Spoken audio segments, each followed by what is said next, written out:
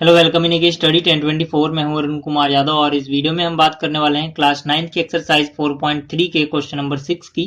तो पहले इसको समझ लेते हैं, ठीक है। उसके बाद हम बात करेंगे इसके सॉल्यूशन की। तो इस क्वेश्चन में हमसे बोला गया है कि work done by a body जो है वो डायरेक्टली प्रोपोर्शनल है कि उस बॉडी ने कितना डिस्टेंस ट्रेवल किया है। कब? जब उसके ऊपर एक कांस्टेंट फोर्स अप्लाई किया जाता है, ठीक है। कांस्टेंट फोर्स की वैल्यू हमें दी हुई है 5 यूनिट। इतना हमें बताया गया और हमसे पूछा गया है कि इस बात को एक इक्वेशन में एक्सप्रेस करो और फिर उसका ग्राफ बनाओ। ग्राफ बनाने के बाद ग्राफ से हमें सोल्व करना है कि फोर्स की क्या वैल्यू होगी जब जो डिस्टेंस है पहले केस में 2 यूनिट्स है और दूसरे केस में 0 यूनिट है, ठीक है।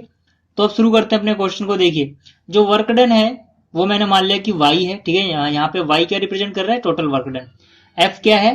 कांस्टेंट फोर्स जिसकी वैल्यू में दी है 5 यूनिट। x क्या है? डिस्टेंस ट्रेवल्ड, यानी ये वो डिस्टेंस है जो बॉडी ने ट्रेवल किया है जब उस पर ये फोर्स अप्लाई किया गया। कांस्टेंट का मतलब है फोर्स की वैल्यू चेंज नहीं होती, वो फिक्स रहती है 5 यूनिट, ठीक है। अब हम बात करते हैं अब वर्क डन की। जैसे कि क्वेश्चन में बताया गया है कि जो वर्क डन है वो डायरेक्टली प्रोपोर्शनल है डिस्टेंस ट्रेवल्ड के। तो जो सिंबल आपको दिख रहा है ये डायरेक्टली प्रोपोर्शनल का सिंबल है। डायरेक्टली प्रोपोर्शनल का मतलब होता है कि अगर हम एक क्वांटिटी को बढ़ाएंगे तो दूसरी भी बढ़ जाएगी। इसी तरह से अगर एक क्वांटिटी को घटाएंगे तो दूसरी भी कम हो जाएगी। जैसे कि यहाँ पे डिस्टेंस ज्यादा होगा तो वर्क डन ज्यादा आएगा, डिस्टेंस कम हो जाएगा तो वर्क डन भी कम हो जाएगा। ये मतलब होता है डायरेक्टली प्रोपोर्शनल का।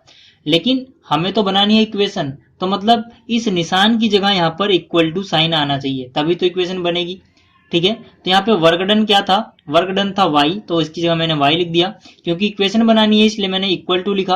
अब लेकिन मैं अपनी मर्जी से तो सब कुछ नहीं कर सकता, तो यहाँ पे इस निशान की बदले मैंने जब ये लिखा है तो इसका एक रूल होता है, जब आप डायरेक्टली प्रोपोर्शनल का निशान हटा के इक्वल टू का साइन लगाते हो तो यहाँ पे एक कांस्टेंट आता है, ठीक है।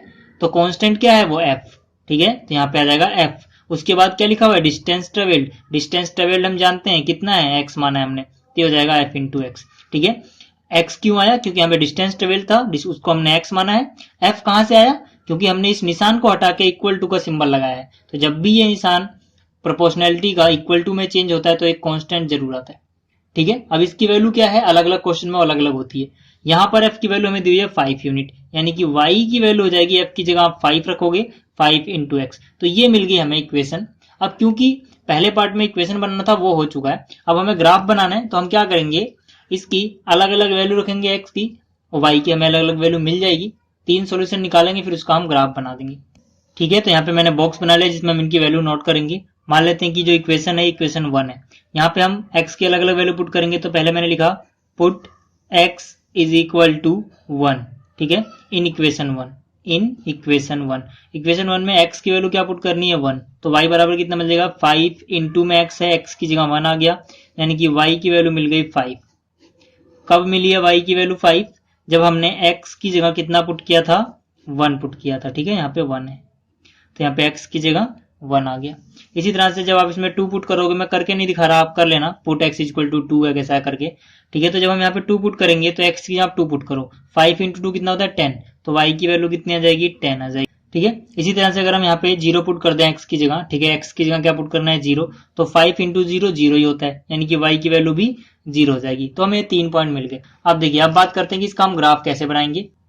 अब देखिए, यहाँ पे मैंने ये ग्राफ बनाया है और यहाँ पे मैंने क्या लिखा है, हमें वर्क डन निकालना था जब डिस्टेंस जो है पहले केस में 2 यूनिट है और दूसरे केस में 0 यूनिट है। तो ये मैंने यहाँ पे लिख दिया, बाद में बात करेंगे इसकी, ठीक है। पहले बात कर लेते हैं ग्राफ कैसे बनाया। देखिए, सबसे पहले आप x एक्सिस और y एक्सिस ड्रॉ कर लोगे, ठीक है। उसके बाद उस पर नंबरिंग कर दोगे। यहाँ पे पॉजिटिव x एक्सिस होता है तो प्लस के नंबर आएंगे, यहाँ पे माइनस के आएंगे। ऐसे ऊपर y प्लस होता है, नीचे y माइनस का होता है, ठीक है। आप बराबर बराबर गैप पे ऐसे नंबर लिख दोगे। उसके बाद देखिए, पहला पॉइंट क्या है? 1,5, x 1 है, y 5 है, तो x पे 1 आएंगे, y 5 है, मतलब ऊपर चले जाएंगे, तो ये पॉइंट मिल गया हमें 1,5। दूसरा है 2,10, मतलब x पे 2 जाएंगे, y पे 10 जाएंगे, तो ये 2,10 हो गया। तीसरा है 0,0, यानी कि ओरिजिन ही होगा। इन तीनों को हम ज्वाइन करेंगे, हमें लाइन मिल जाएगी, ठीक है। ये किस इक्वेशन की लाइन है? इस वाले की, y इक्वल टू 5x। तो इसके ऊपर हमें लिखना होगा y इक्वल टू 5x। तो ये हमारा ग्राफ बन गया। अब जो ये क्वेश्चन में पूछा था कि भाई वर्क डन बताओ जब जो डिस्टेंस ट्रेवल्ड है वो 2 यूनिट है, और ये ग्राफ को देख के बताना है, ठीक है ना। हम यहाँ पे वैल्यू रख के भी पुट कर सकते हैं, लेकिन हमें क्या करना है? ग्राफ को देख के बताना है। तो आप ग्राफ को देख के कैसे बताते हो? देखिए, x बराबर 2 यूनिट है तो x पे आप 2 पे आ जाओ, ठीक है ना।